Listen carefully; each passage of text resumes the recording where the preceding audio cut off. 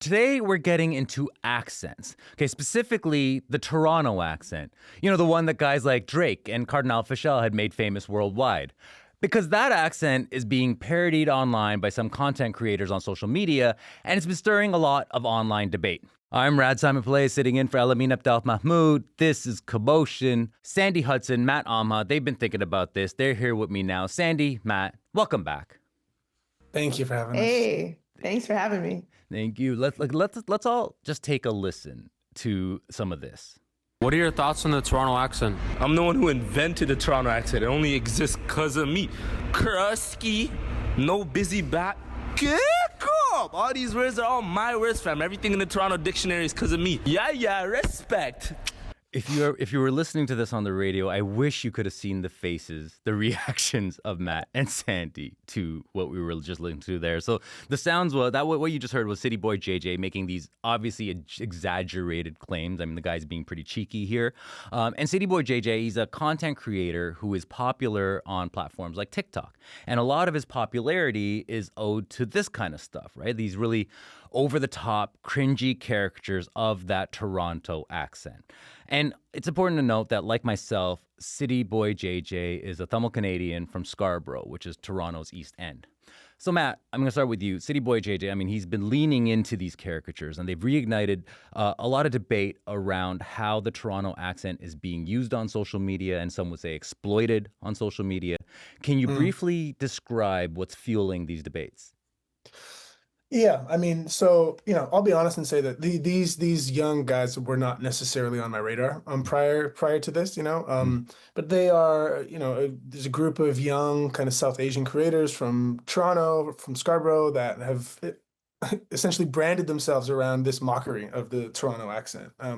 What is essentially our local dialect, which is like this cultural medley that borrows from the Caribbean and East African kind of diasporic influences. And yeah, they go online and perform these caricatures of the accent, and for them, it was a pathway to virality and attention.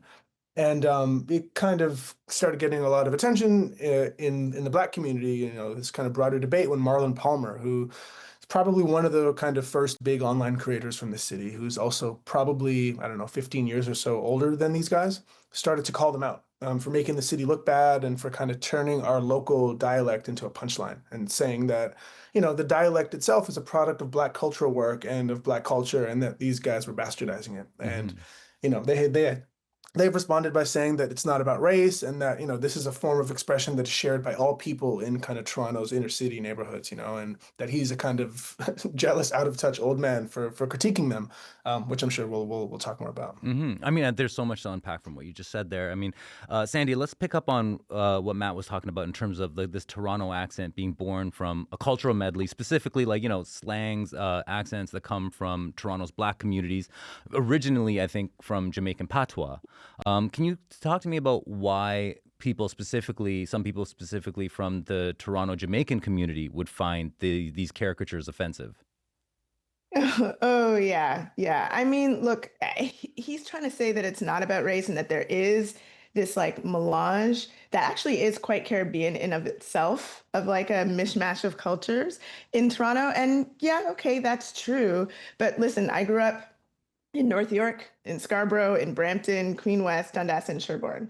I know a lot of different people from a lot of different places, but not everyone's accent and cultural particularities get picked up in the same way. And the thing about this that is offensive is that as someone who grew up from a Jamaican background, there are words that I had to learn just out in the culture that people would not take me seriously if I used. A way of talking that people would not take me seriously if I used, from saying things like vegetable to axe to una to fiesti, using these kinds of words that some people who are listening may not even know what some of the things I said meant. And to then take that and make it a punchline, the danger there is that we are not taken seriously even when we are being dead serious and talking the way that we talk. There's a necessity to code switch instead of it being just a choice. And I'm just going to say it, there is a long history of people performing Blackness to appear funny or outrageous. I think they call it minstrelsy. I know this guy is 20 years old, but what he's doing, it's at the expense of Black people and using minstrelsy to go viral and then make money. I mean, come on, that's really what it is. And he should know that and take what people are saying, like Marlon Palmer, take what he's saying in as a bit of a gift, as some suggestion. Yeah. You're reminding me of a headline so long ago from back in the U of T days, like 20 years ago, when a Black man in a job application, he was dubbed. He was accidentally included in the job in emails from the prospective employers, and he was dubbed the ghetto dude. And he was dubbed the ghetto dude, presumably because in an interview they might have heard his mother's Jamaican accent. And so, I mean, that feels like exactly what we're talking about here. And you both mentioned how City Boy JJ had responded to this saying it's not about race. Let's actually hear some of his response to that criticism in his own words. We all grew up in Scarborough, born and raised. You know what I'm trying to say? I'm from Scarborough. Just because whether if I'm white, Black, brown, yellow, it doesn't matter. I'm from Scarborough. I'm from Toronto. I'm gonna rep my city. This accent, it's not a mask. It's what we grew up with. It's our identity. It's very I don't see race, right? Like in that response, Matt. I mean, what is your response to the way he's saying and the way he's defending his whole content creation? Yeah. So, what I'd say first, and, we've already mentioned this, but I do have a lot of grace for them because these are young guys that are figuring out, their place in the world. I'm not surprised to learn that they don't have a kind of coherent grasp on the full implications of like language and dialect and race, they're young and, this may soon come, hopefully. But yeah, I mean, it's true. Language is clearly a container for so much, it is in this city, it is kind of evidence of these patterns of immigration into Toronto. And, like in London, they codified their version of this as like multicultural London English, which kind of gets at much the same idea. You have immigrants that settle in a place, that develop ways of speaking that catch on and end up like informing the experience of that city in some way. And yeah, I mean, I guess to the point that Sandy was making a little bit earlier, like for my entire experience in the city, which has essentially been my whole life, this local dialect that we have has been looked down upon. Like if you spoke like this in class, you were likely to get in trouble or to be told to like speak properly. Like these are ways of being that we had to turn off in order to be taken seriously in the world. And many people will see what these kids are doing, to her point, as a minstrelsy because this is a degrading caricature. They're making a mockery of a thing that Black people invented. Like on its face, very clearly a mockery. But to get at a kind of deeper question here, I think it is true that by the nature of the diversity that exists in the city, I think it does breed a unique way of like orienting yourself as a young person from Toronto, as a young non-Black person of color from Toronto. I think colorblindness is an insufficient way of understanding race and understanding people. It's important that we recognize difference and account for it. But I do think when you're a young person of color, specifically from a kind of low income environment in like Toronto community housing, let's say, right? You are bonded to your friends by so much, despite the fact that you all come from different backgrounds. All of your parents come from someplace else.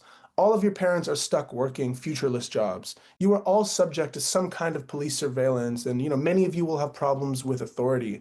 Many of you will be marginalized and looked down upon in similar ways by the broader society.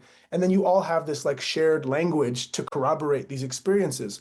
So I can see how a young non-Black person of color from that environment, whether you might be from Afghanistan or India, might look at a Black person and say, well, why are you bringing up race when talking about this thing that we all share together, that we all have collective ownership of together, And, they're obviously wrong in that, but it's an opportunity for learning, and these are complicated questions that I hope, these young guys will eventually get pulled up to kind of think more deeply about. Yeah, I appreciate the grace you're giving them that, yeah, these are exceptionally young guys, and sometimes, the difference between, they don't know the difference between naivety and ignorance, and sometimes it takes years to learn that stuff and learn the difference between building that solidarity with these communities, appreciating their culture, and then we get to appropriation then, and what if this this caricature, right?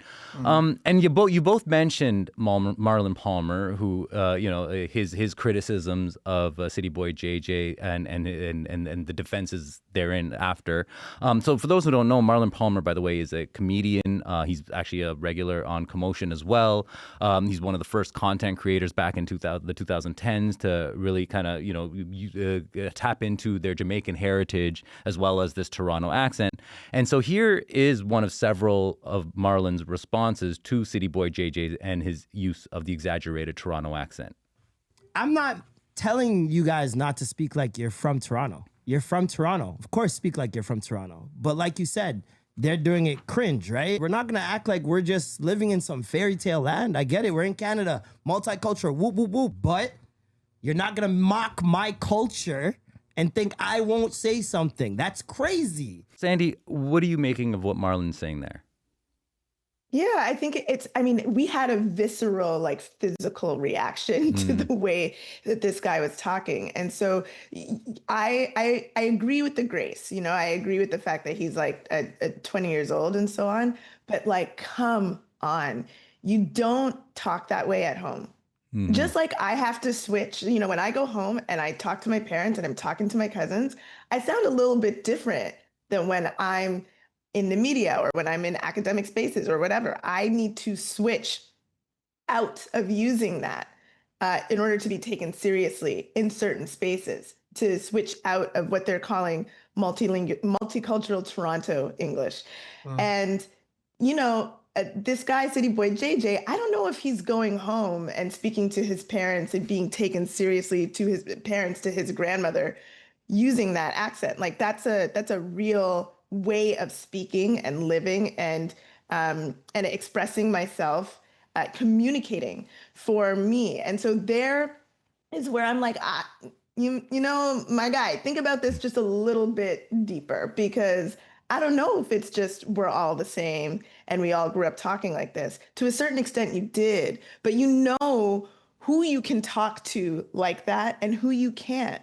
And so then it becomes a really specific choice for you to say, I'm going to speak like this, dial it up to 50, put it on social media, and make sure it's something that everybody knows they can laugh at. Because I'm sitting here in LA. I have told people that I'm from Toronto and have them responded with two's my word. And then being that's not real. Yeah. What are we doing? And it's interesting because, it's not like we haven't seen brown people engage with these cultures in popular media before. I mean, we've had Russell Peters, and certainly there's been criticism around, say, Lily Singh, who in terms of whether it's appreciation and appropriation, but also, there are very clear examples of Toronto content creators finding success by leaning into these more celebratory portrayals of the Toronto accent. I mean, recently we've seen Jay and Trey Richards, these content creators from Brampton who were doing the Toronto-centric parodies on YouTube and then moved on to creating the series The Office Movers, which is finding a lot of success on Crave. And they just had an episode with Drake parodying this Toronto accent, which went viral last month. So Matt, there's a way to actually do this right. Am I right? Mm-hmm. Yeah. Yeah, certainly, of course, right? And what I think both Jen, Trey, and Drake are kind of, I would say, doing right, although, Drake's access to this culture also gets questioned in certain ways, which I don't necessarily agree with all the time, but I can understand. But being authentically part of a culture gives you license to laugh at it and to critique it and to debate it, because ultimately we all have some material investment in this together, right? Our fate in this thing is linked. But the second that an outsider now begins to talk like this or begins to make a mockery of it without that shared investment or fate, it is likely to be viewed as an issue. This is just the way that subculture functions across every kind of identity group, right? And so I wouldn't even necessarily think about what Jay and Trey or what Drake are doing is necessarily celebrating the way that we talk. They're just reflecting a version of our experiences that people see as legible and true. For y'all, as you said, they've built a show around this shared language, right? And when people from the city watch that program, they think, oh yeah, that is actually reflective of what I see in my daily life. If you listen to a Drake record, like it or not, people actually sound like that in real life oftentimes in this city when he's talking like we do here and using words like we do here, Where when we're listening to these kids, it's just I've never in my life heard someone speak with that exaggerated a tone ever, right? And it strikes your ear as unfamiliar, despite the fact that they're trying to pretend to be like you. You know, it's strange. Yeah, it's interesting that the only time I hear this is on social media, right? Like never out in the wild, right? Yeah, exactly. Sandy, I mean, last point to you. You got 30 seconds left. Can you tell me what do you hope people are going to take away from these Toronto accent debates?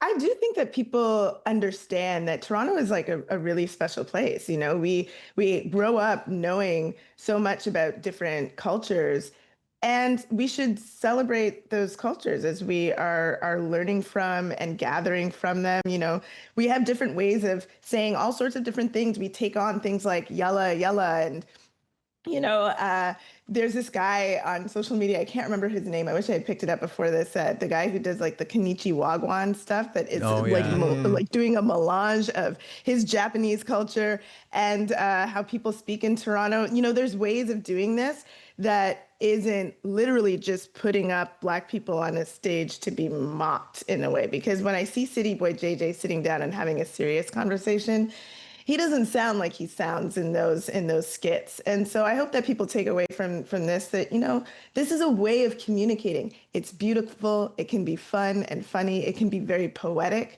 but it is a way of communicating that is specific to a people. And we deserve respect as much as we deserve that celebration. Yeah. And the beautiful thing about communicating is it takes listening. Right? So another thing to be learned. Listen, y'all. Thank you both so much for unpacking this with us. I love having you here. Thank you. Thanks for having us. Thanks for having us. Sandy Hudson is a culture critic, filmmaker, and co-founder of Black Lives Matter Canada. She was in Los Angeles. Matt Amha is a journalist and culture critic based in Toronto.